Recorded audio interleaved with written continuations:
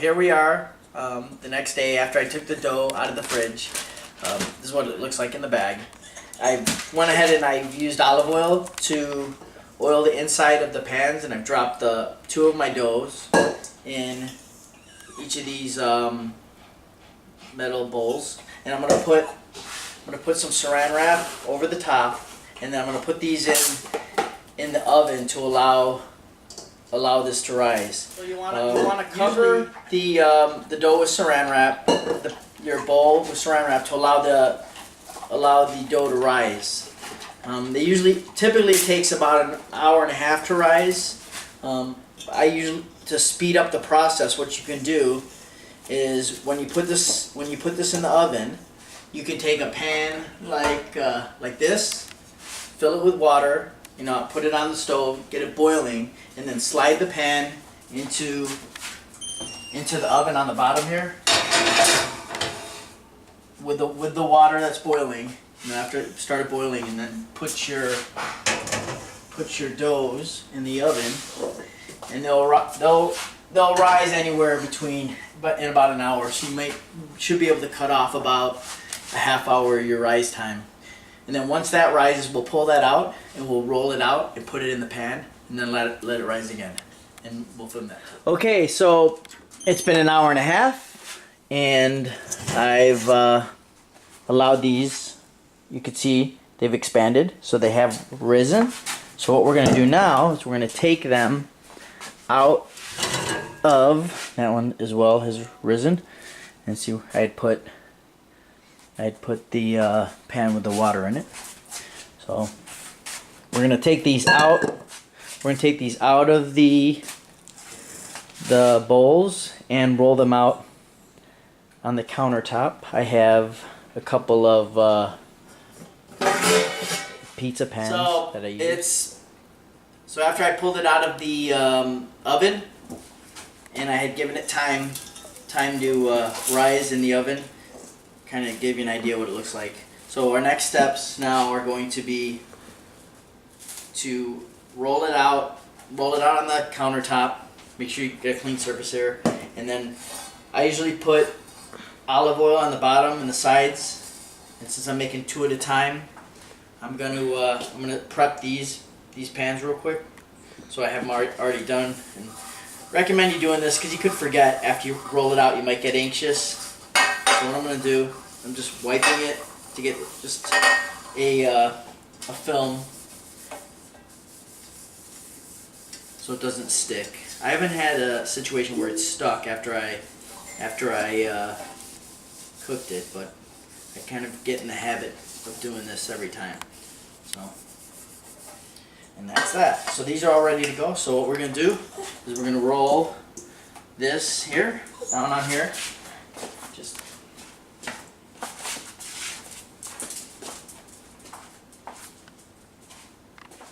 had to get rid of your dog. Edit that out. Okay. Now I usually just ball it up, and we're gonna roll this out so it's in a decent circle. So, and this also you're gonna have to. So rolling out this dough will be a trial by error, where you'll have to do this. May potentially have to do this multiple times, but over time you'll get better at it. So as you roll it out, you'll try to maintain somewhat of a circle here. Otherwise, you'll have more problems getting it into the pan. So what I do is, if you want to take it slow, roll it out and kind of put the pan over it to see how long it's going to overlap. And since this is 2 inches thick, you'll want about 2 inches on each side of the pan. This isn't big enough, so I'm going to keep rolling it out. And if you see areas that have more dough than other, you can roll it to that. And as you get more experienced, it'll get easier. So the first few times you might find this frustrating, because I know I did. I would have my wife do it for me at first because she was better at it. But it's kind of like riding a bike. The more you do it, the better you get at it. So let's look. This looks pretty good. See, it doesn't have to be a perfect circle, but So that looks pretty good. It's a little short on one side, but I think that's good enough. Alright, so how we get this in the pan is I'll usually position it either in front or here. I'll roll it. I'll take the dough like this and I'll roll it here, and I'll pick the pan up, right, and then overlap it, kind of like this. Kind of stretch it over, and then let it kind of fall in. And you might have scenarios where it falls in like that, but that's all right. You can always reshape it once it gets in. But this is a good starter. And then once you get this in here, you just kind of want to work it to get it in the pan across the sides. And what's going to happen as it initially starts to rise, some of it might fall in, it might shrink some. And then work it with your fingers across. Kind of gives you that signature look. Right? See, I'm kind of just working it around, working it around. If you find you got air bubbles in, just lift up the dough.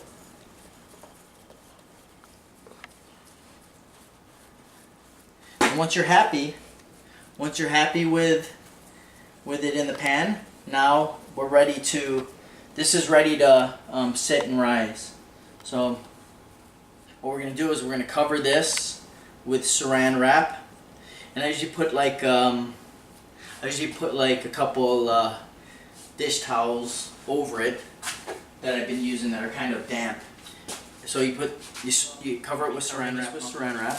You might have to do two if you don't have extra wide ones.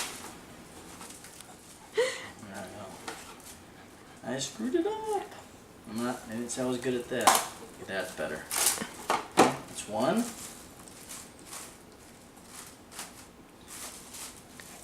I need a water gun for him. Here's the second one.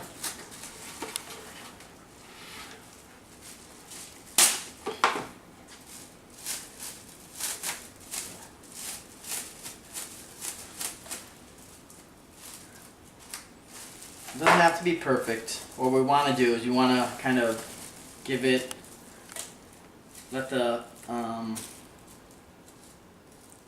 humidity build up so it'll allow it to rise. So I'll set this one over here.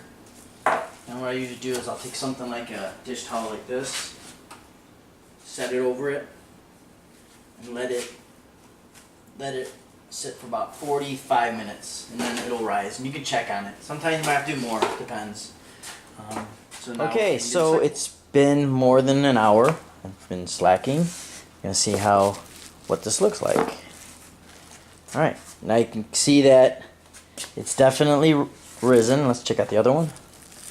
Both of them are risen. So what we're gonna do next is we're going to melt some butter. I'm gonna shape this a little bit. I got my butter that I'm gonna put on here. So I'll kind of just shape this up a little bit since it kind of sank down a little bit. Just shape it some. Probably do this since I'm doing two at a time. Let's go ahead and do this one as well.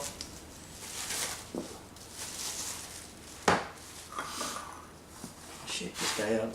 But see, it's really nice. You can tell when it rises, it kind of sinks up. Puffs up some.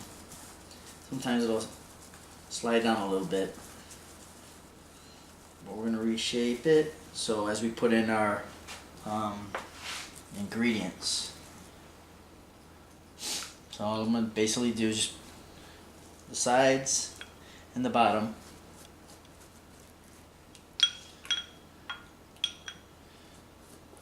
So you run this through.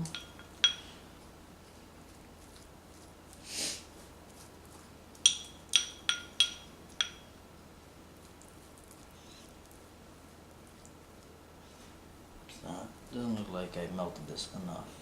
I'll probably put this in more. I need to make some more anyways for the other. Melt some more butter for the other pizza. So let me get to doing that. Right back. Alright, I got some more butter melted, so let's do the other one.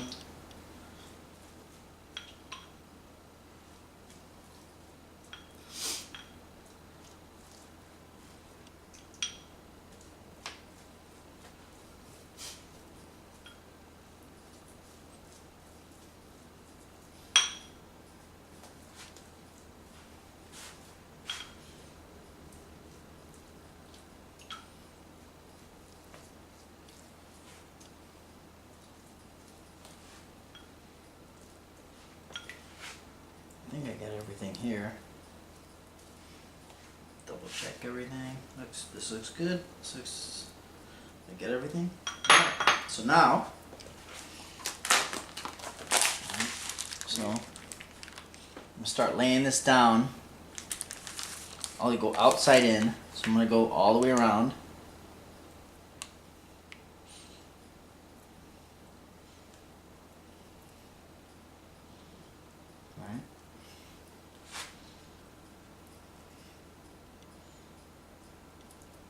Leave that there. Start with the next one. You want to push these up against. That'll help keep up the sides too.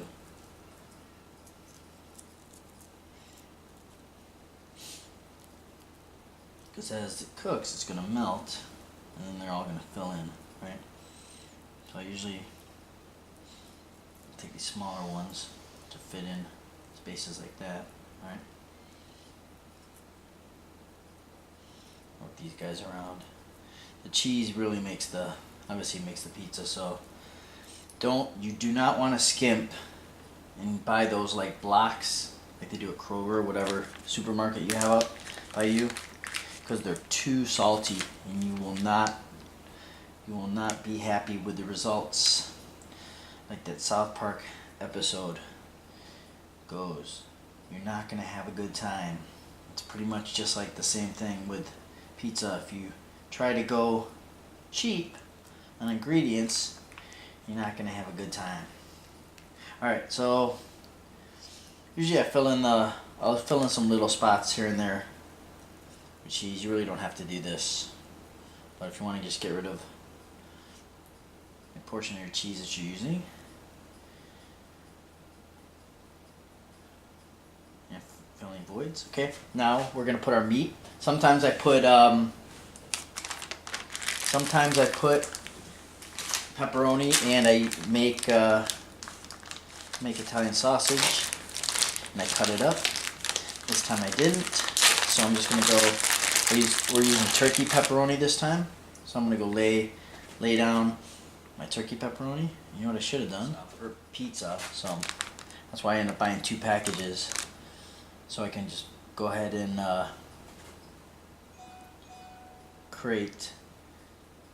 make 3 pizzas, and I'll probably throw 1 in the freezer, and then use the other 2 to eat throughout the week. Plus, some of my family asked for some, and friends and family always want a couple pieces, so, or my neighbors. I'm more than happy to let them taste the magic, right? Because the pizza out here is not very good. But I guess nothing beats homemade, right? If you know how to make it. And then you become disappointed with any other pizzas you taste, because you start perfecting the way you make it and the way you like it. And then you can mix. I mean, you can imagine all the different things. You could put like Italian sausage on here too, if you like all those other crazy ingredients, pineapple, olives. You lay it all down here, and then the sauce goes on top. So let me get the other cheese and finish that off. So first thing you want, some plum tomatoes. I get mine with basil, and we're going to cut this open. Basically, this is your base for your sauce. And you can experiment with your sauce. I really don't that much. I mean, I put a couple things in. I think mine could do better, so kind of see that's what it looks like right when you dump it in. And you want to smash this, but if you just do it, let me demonstrate what this looks like after you smash and why I put some tomato paste in. So if after you make the sauce you find that it's too watery, that's kind of what I found, that it made it's definitely not thick enough. I wanted something a little bit thicker, so by adding, you can tell it's pretty watery as it is now, even after I smashed it. So what I'll do is I add 2 cans. I found that if I add 2 cans of Italian style tomato paste, it gets the consistency that I like, which is just a little bit thicker. You don't have to, and I sprinkle a little bit of oregano in there too. A little bit thicker, and doesn't make the pizza so runny. So I'll scoop that out.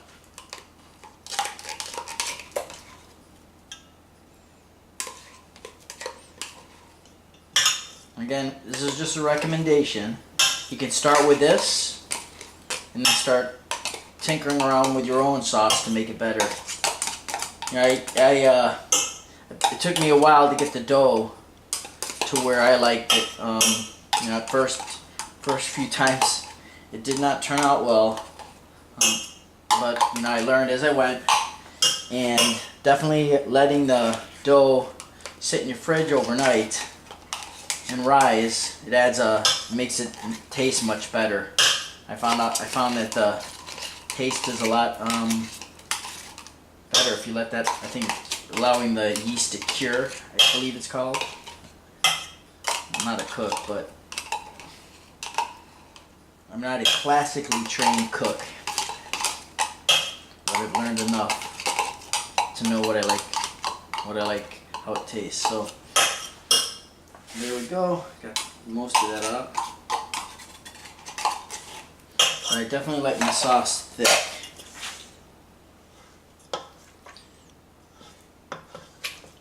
And the great part about doing this yourself is you'll get used to the taste, and when you go out to eat, you'll start picking out what other restaurants use as far as ingredients. If you cook more. So now look at that. That's a little bit thicker and chunkier what I was used to back home. And that's what I was looking for. So now we're ready to dump this on the pizza. Let me just put a little oregano in it.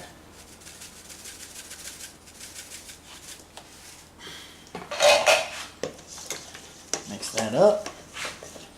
Pull the pizza up. This one's ready to go, so put that in.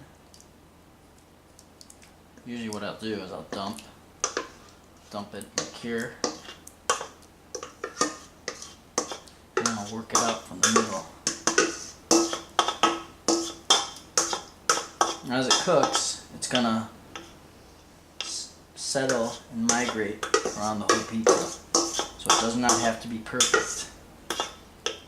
What I'll do from here is just kind of push it out. All right.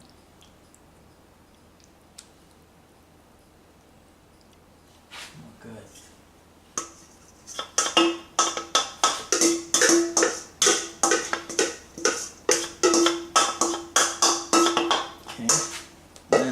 Last thing that it needs is some fresh parmesan on the top.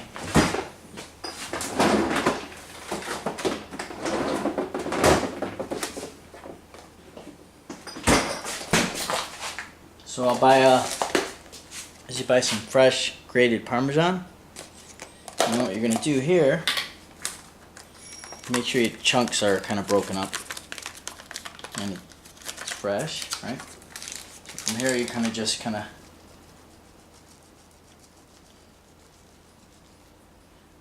just when I said make sure the chunks are broken up. Oh, that one's not bad. Too bad. You want to sprinkle this across. Right.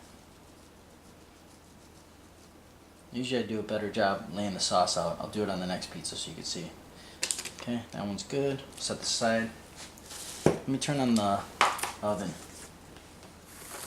Bottom. Okay. Here's my second attempt. See if I can pour it better as a demonstration for you. So what I'll do this time, before I almost forgot to do this, put a little bit of that in, mix it up.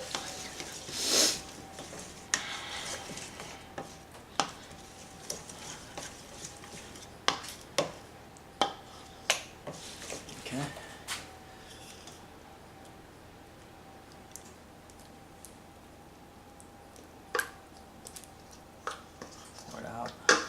this one. I poured a little bit better.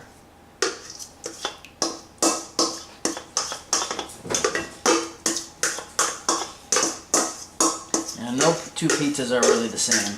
That's what I found out, at least. So do your best and experiment. So what's going to happen now, after I spread this out some, see, I like that one a little bit better. So I spread this out some. It's going to go in the oven for 30 minutes, and I cook it for the first 15 at 475, and then it drops down to 425 for the last 15. And I have my my oven is like programmable, so I'll show you that in a second. Let's put this on. Let's put the cheese on. Sprinkle it on.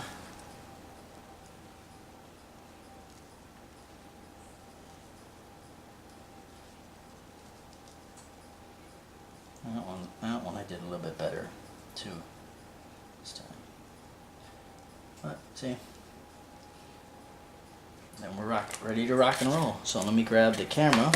So I am heating up the bottom oven to preheating to 475, and again, this is programmable, so it'll switch at the first 15 minutes from stage 1 to stage 2, which is like 425, I believe, but I'll just confirm that.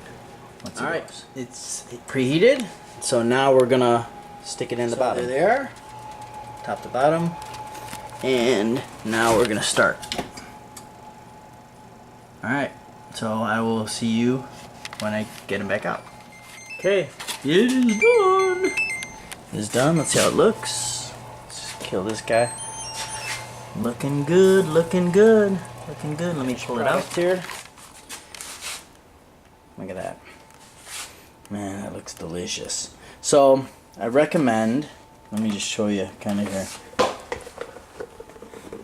It's really hot, and when it's really hot, you can see kind of it's gelatinous, whatever the word is. So it'll thicken up as it cools down. So I recommend letting it sit maybe 5 to 10 minutes, because if you cut it immediately now, it might be a little runny and soggy. But